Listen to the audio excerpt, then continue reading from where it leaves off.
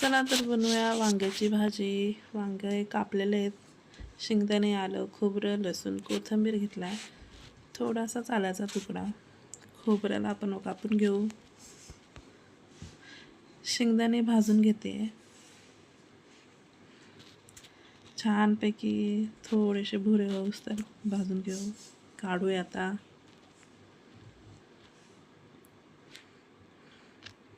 आणि खोबरं टाकूया. थोडंसं त्याला थोडंसं भाजून घ्यायचं आहे. थोडेसे चटके लागूस तर एवढंच भाजून घ्यायचं आहे, जास्त नाही. नाहीतर भाजीमध्ये जरा थोडासा कडवटपणा येतो.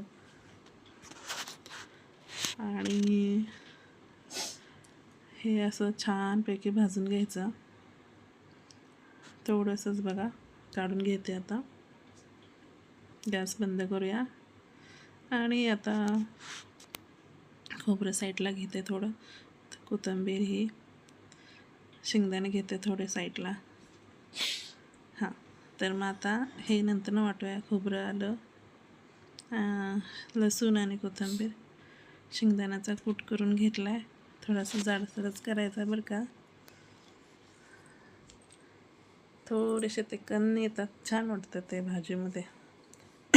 खोबरं, आलं, लसूण, कोथिंबीर हे सुद्धा पाणी न टाकता वाटून घ्यायचं आहे.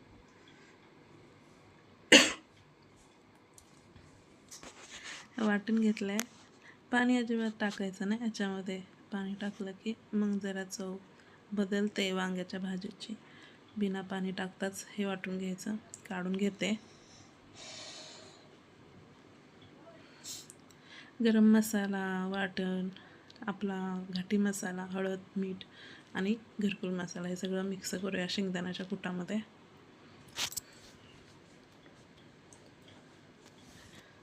वांगं आता भरलेलं आहे मी. 2 पळी तेल टाकले कढईमध्ये. मोहरी टाकले, जिरे टाकले. ते तडतडले वांगी सोडूया. हे एक एक करून आपण वांगे सोडलेले आहेत. आता ह्याच्यामध्ये हलवून घेऊया. हे थोडासा मसाला राहिला तर ते टाकूया.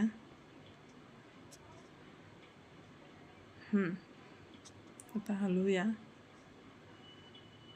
फास्टवरतीच ठेवला आहे गॅस. आता मी स्लोवरती ठेवला होता.